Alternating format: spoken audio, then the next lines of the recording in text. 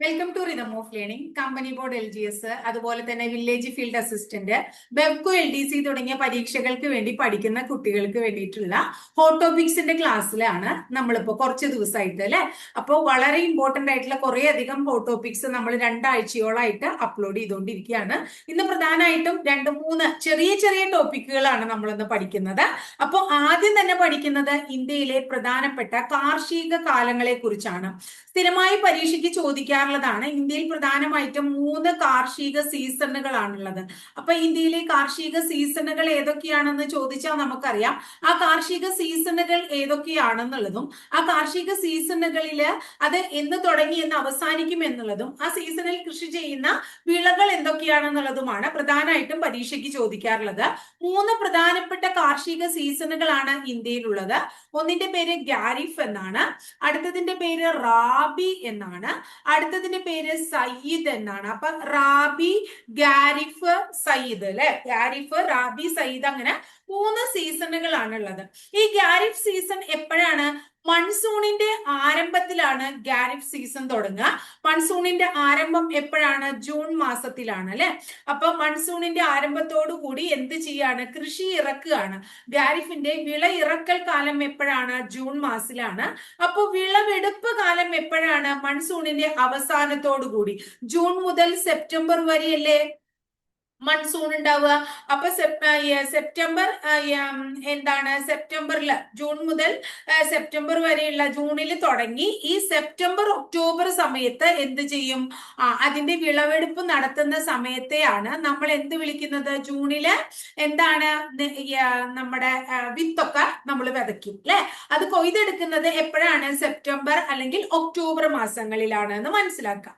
അതാണ് പ്രധാനമായിട്ടും എന്തുമായിട്ട് റിലേറ്റഡ് ആയിട്ടുള്ളത്? ഖാരിഫുമായിട്ട് റിലേറ്റഡ് ആയിട്ടുള്ള സമയം പറയാനുള്ളത് കേട്ടോ. ഇനി ഖാരിഫ്, പ്രധാനപ്പെട്ട ഖാരിഫ് വിളകൾ ഏതൊക്കെയാണെന്ന് പരീക്ഷയ്ക്ക് ചോദിക്കാറില്ലേ? ഏതൊക്കെയാണ് ഖാരിഫ് വിളകൾ? പരുത്തി, അതുപോലെ തന്നെ നിലക്കടല.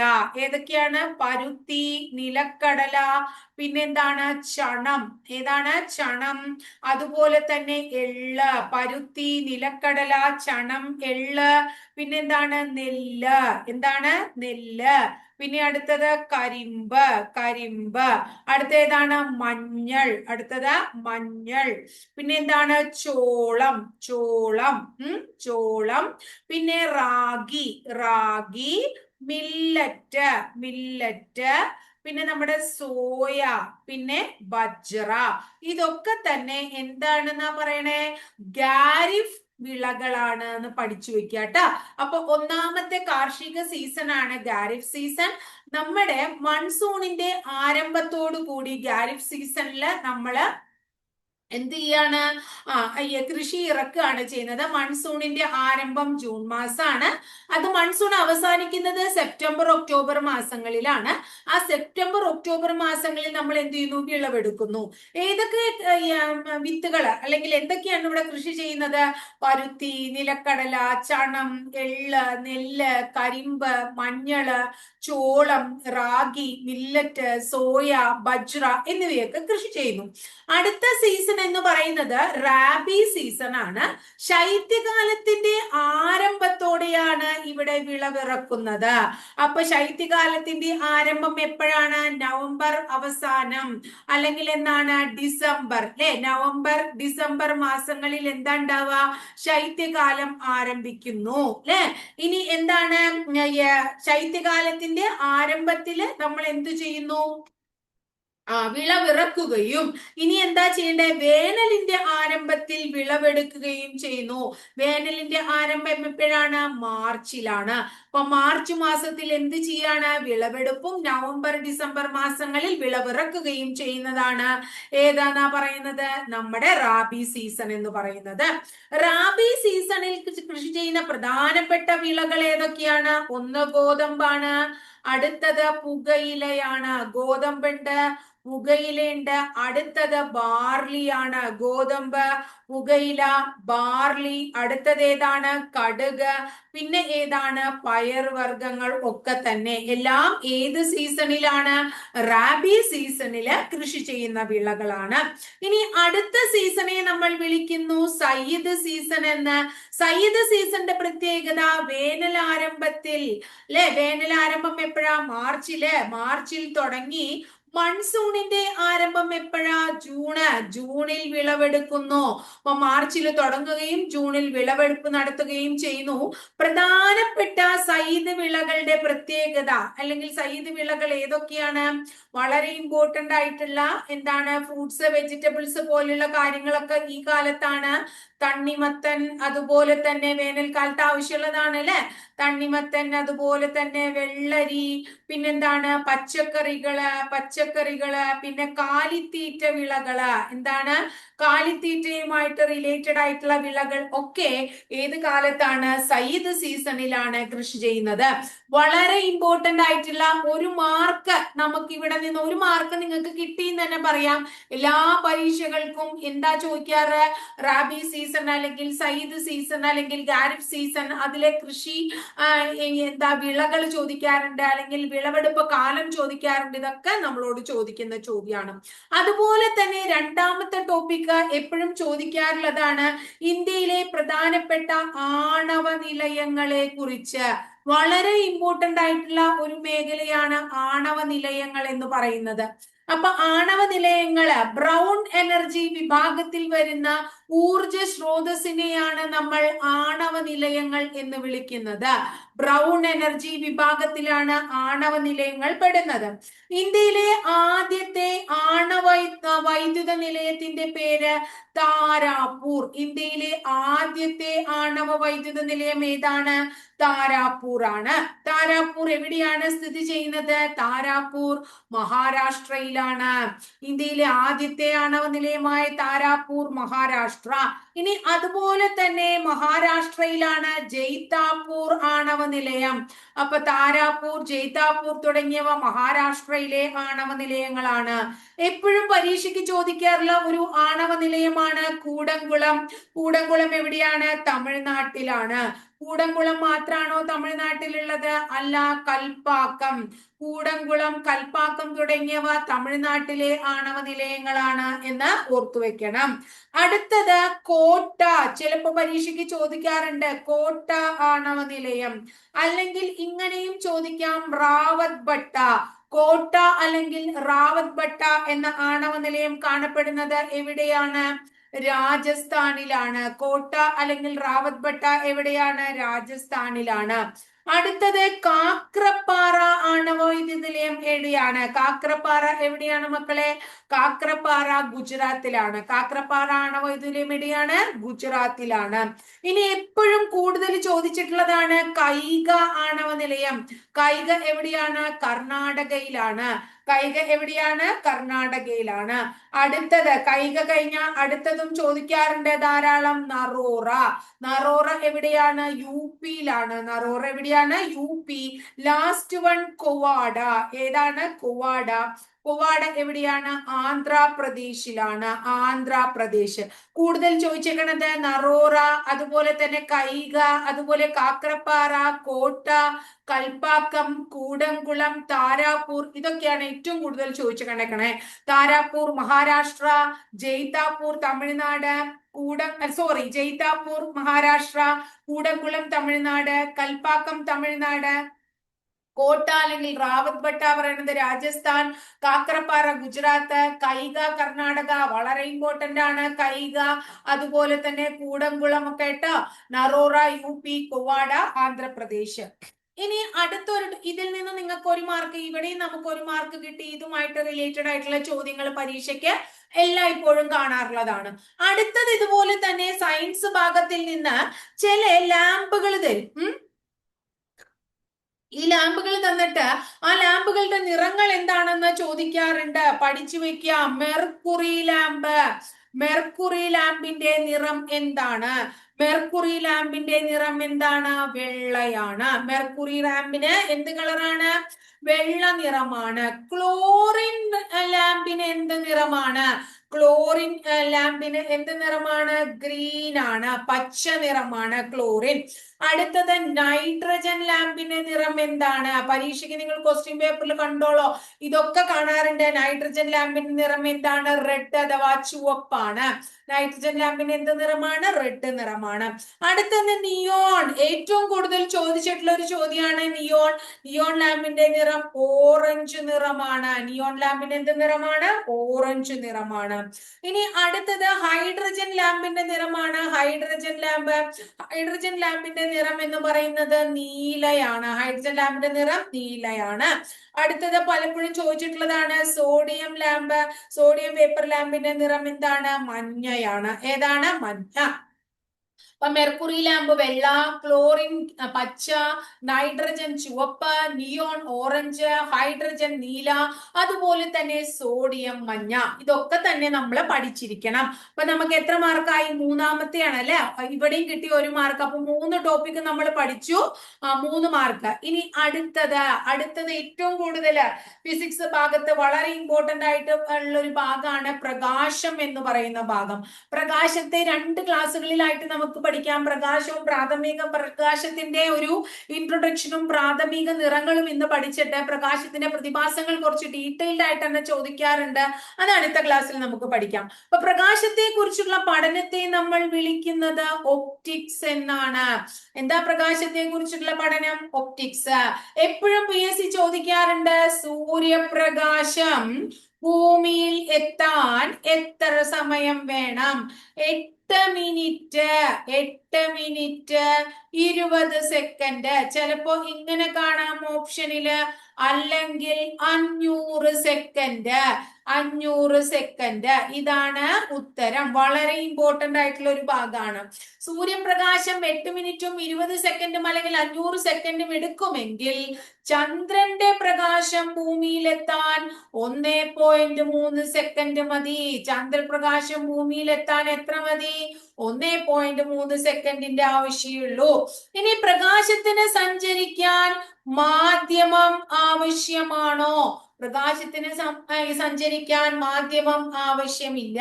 പ്രകാശ തരംഗങ്ങൾ എന്ത് തരംഗങ്ങളാണ്? പ്രകാശ തരംഗങ്ങൾ അനുപ്രസ്ഥ തരംഗങ്ങളാണ്. പ്രകാശ തരംഗങ്ങളെ നമ്മൾ എന്ത് വിളിക്കുന്നു? അനുപ്രസ്ഥ തരംഗങ്ങൾ എന്ന് വിളിക്കുന്നു. പ്രകാശ തരംഗങ്ങൾ അനുപ്രസ്ഥ തരംഗങ്ങളാണെന്ന് കണ്ടെത്തിയത് ആരാണ്? അഗസ്ത്യൻ ഫ്രണലാണ്. ആരാണ്? അഗസ്ത്യൻ ഫ്രണലാണ് കണ്ടെത്തിയത്. പ്രകാശത്തിന് ഏറ്റവും കൂടുതൽ വേഗത എവിടെയാണ്? പ്രകാശത്തിന് ഏറ്റവും കൂടുതൽ വേഗത ശൂന്യതയിലാണ്. ശൂന്യതയിലെ പ്രകാശത്തിന്റെ വേഗത 3x10⁸ മീറ്റർ പെർ സെക്കൻഡ് ആണ്. 3x10⁸ മീറ്റർ പെർ സെക്കൻഡ് ആണ്. പ്രകാശം ഏറ്റവും കൂടുതൽ വേഗതയിൽ സഞ്ചരിക്കുന്നത് ശൂന്യതയിലാണ് എന്ന് പറഞ്ഞ വ്യക്തി ആരാണ്? ലിയോൺ ഫൂക്കാൾട്ട് ആണ്. ആരാ പറഞ്ഞേ? ലിയോൺ ഫൂക്കാൾട്ട്. ആരാ പറഞ്ഞേ? ലിയോൺ ഫൂക്കാൾട്ട് ആണ് അത് പറഞ്ഞത് ട്ടോ. ഇനി പ്രകാശത്തിന് വേഗത കൂടിയ മാധ്യമം ഏതാണ്? പ്രകാശത്തിന് എന്താ വേഗത കൂടിയ മാധ്യമം ഏതാണ്? കൂടിയ മാധ്യമം ഏതാ? പ്രകാശം ഏറ്റവും കൂടുതൽ വേഗതയിൽ ശൂന്യതയിലൂടെ സഞ്ചരിക്കുന്നു. ഇനി പ്രകാശത്തിന്റെ വേഗത കുറഞ്ഞ മാധ്യമം ഏതാണ്? പ്രകാശത്തിന് വേഗത കുറഞ്ഞ മാധ്യമം വജ്രമാണ്. പ്രകാശത്തിന് വേഗത കുറഞ്ഞ മാധ്യമം വജ്രമാണ്. ഇനി പ്രകാശത്തിന് സാന്ദ്രത കുറഞ്ഞ മാധ്യമം ചോദിക്കുമ്പോൾ നമ്മൾ ശൂന്യത പറയും. പ്രകാശത്തിന് സാന്ദ്രത നേരെ ഓപ്പോസിറ്റ് അല്ലെ, സാന്ദ്രത കൂടിയ മാധ്യമ ചോദിക്കണേ വെച്ചാൽ നമ്മൾ എന്ത് പറയും? വജ്രം പറയും. ക്ലിയർ ആയില്ലേ? ഇനി അടുത്തത് പ്രകാശത്തിന്റെ തീവ്രതയെ കുറിച്ചാണ് നമ്മൾ പഠിക്കുന്നത്. പ്രകാശ തീവ്രതയുടെ യൂണിറ്റ് എന്താ എന്ന് പരീക്ഷയ്ക്ക് ചോദിക്കാറുണ്ട്. കാൻഡല. പ്രകാശ തീവ്രതയുടെ യൂണിറ്റ് എന്താണ്? കാൻഡിലയാണ് പ്രകാശ തീവ്രതയുടെ യൂണിറ്റ് എന്ന് മനസ്സിലാക്കുക. ഇനി പ്രകാശത്തിന്റെ തരംഗദൈർഘ്യത്തിന്റെ യൂണിറ്റ് എന്താണ്? പ്രകാശത്തിന്റെ തരംഗദൈർഘ്യത്തിന്റെ യൂണിറ്റ് നമ്മൾ എന്ത് വിളിക്കുന്നു? ആംഗ്സ്ട്രം എന്ന് വിളിക്കുന്നു. ആംഗ്സ്ട്രം ആണ് പ്രകാശത്തിന്റെ തരംഗദൈർഘ്യത്തിന്റെ യൂണിറ്റ്. ക്ലിയർ ആയില്ലേ? പ്രകാശ തീവ്രതയുടെ യൂണിറ്റ് കാൻഡില, പ്രകാശത്തിന്റെ തരംഗദൈർഘ്യ യൂണിറ്റ് എന്താണ്? ആംഗ്സ്ട്രം അല്ലെ? ഇനി അടുത്തത് പ്രകാശത്തിന്റെ അടിസ്ഥാന കണം ഏതാണ്? പ്രകാശത്തിന്റെ അടിസ്ഥാന കണം, അടിസ്ഥാനമായിട്ടുള്ള കണം എന്താണ് അറിയപ്പെടുന്ന കണം? എന്താണ്? ക്വാണ്ടം ആണ്. ക്വാണ്ടം. ആ ക്വാണ്ടത്തെ വിളിക്കുന്നത് എന്താണ്? ഫോട്ടോൺ എന്നാണ്. അപ്പൊ പ്രകാശത്തിന്റെ അടിസ്ഥാന കണമായ ക്വാണ്ടം അറിയപ്പെടുന്നത് എന്താണ്? ഫോട്ടോൺ എന്നാണ്. അപ്പൊ പ്രകാശത്തിന് നമുക്ക് 3.3 × 10⁻⁸ അല്ലെ മീറ്റർ പെർ സെക്കൻഡ് ഒക്കെയാണ് പ്രകാശത്തിന്റെ വേഗത എന്ന് പറഞ്ഞു. ഈ പ്രകാശത്തെക്കാൾ വേഗതയിൽ സഞ്ചരിക്കുന്ന കണം ഏതാണ്? പ്രകാശത്തെക്കാൾ വേഗതയിൽ സഞ്ചരിക്കുന്ന കണങ്ങളെ നമ്മൾ ടാക്കിയോണുകൾ എന്ന് വിളിക്കുന്നു. എന്ത് വിളിക്കുന്നു? ടാക്കിയോണുകൾ എന്ന് വിളിക്കുന്നു. പ്രകാശത്തെക്കാൾ വേഗതയിൽ സഞ്ചരിക്കുന്നവയെ ടാക്കിയോണുകൾ എന്ന് വിളിക്കുന്നു. ഇനി അടുത്തത് നമ്മളോട് ചോദിക്കാറുണ്ട് persistence of vision. Persistence of vision അഥവാ വീക്ഷണ സ്ഥിരത എന്ന് പറയുന്ന ഒരു സംഭവമുണ്ട്. അതായത് എന്തെങ്കിലും ഒരു സാധനം കാണുമ്പോൾ നമ്മുടെ കണ്ണില് അത് എത്ര നേരം തങ്ങി നിൽക്കുന്നു എന്നുള്ളതാണ്. ഒരു ദൃശ്യാനുഭവം, നമ്മൾ അങ്ങനെ ദൃശ്യം അനുഭവിക്കുന്നത് ഏതിൽ കൂടിയാണ്? കണ്ണിൽ കൂടിയാണ് അല്ലെ? അങ്ങനെ ഒരു ദൃശ്യ അനുഭവം എത്ര നേരം നമ്മുടെ കണ്ണിൽ തങ്ങി നിൽക്കുന്നു, ആ തങ്ങി നിൽക്കുന്ന പ്രതിഭാസത്തെയാണ് പേഴ്സിസ്റ്റൻസ് ഓഫ് വിഷൻ അഥവാ വീക്ഷണ സ്ഥിരത എന്ന് പറയുന്നത്. അങ്ങനെ ഒരു ദൃശ്യാനുഭവം, നമ്മളൊരു സംഭവം കണ്ടാൽ നമ്മുടെ റെറ്റിനയിൽ അത് 1/16 സെക്കൻഡ് നേരം നിലനിൽക്കൂത്രേ. ഈ വീക്ഷണ സ്ഥിരത എന്ന് പറയുന്ന സംഭവം ഉള്ളത് കൊണ്ടാണ് നമുക്ക് ചില സംഭവങ്ങള്, അതായത് ഇപ്പോ ഒരു തീപ്പന്തം ഇങ്ങനെ ചുഴറ്റുകയാണെന്ന് വിചാരിക്കുക, വട്ടത്തിൽ ഇങ്ങനെ ചുറ്റിക്കൊണ്ടിരിക്കുകയാണ്. അപ്പൊ നമുക്ക് എന്താ തോന്നുക? ഒരു റൗണ്ടില് ഒരു ഗോളം, തീഗോളം പോലെ നമുക്ക് തോന്നാം. അതുപോലെ തന്നെ സിനിമ സ്ക്രീനിലെ ദൃശ്യങ്ങളൊക്കെ അങ്ങനെ നടക്കുന്നതായിട്ട് നമുക്ക് തോന്നുന്നത് ഈ പേഴ്സിസ്റ്റൻസ് ഓഫ് വിഷൻ കൊണ്ടാണ്. ഇനി അതുപോലെ ഫാൻ ഇങ്ങനെ കറങ്ങുമ്പോൾ നമ്മൾ ശ്രദ്ധിച്ചിട്ടില്ലേ? ഫാന്റെ ലീഫുകൾ സെപ്പറേറ്റ് ആയിട്ട് നമ്മൾ കാണില്ലോ, മൊത്തം ഒരു റൗണ്ട് ആയിട്ടല്ലേ നമ്മളത് കാണുന്നത്.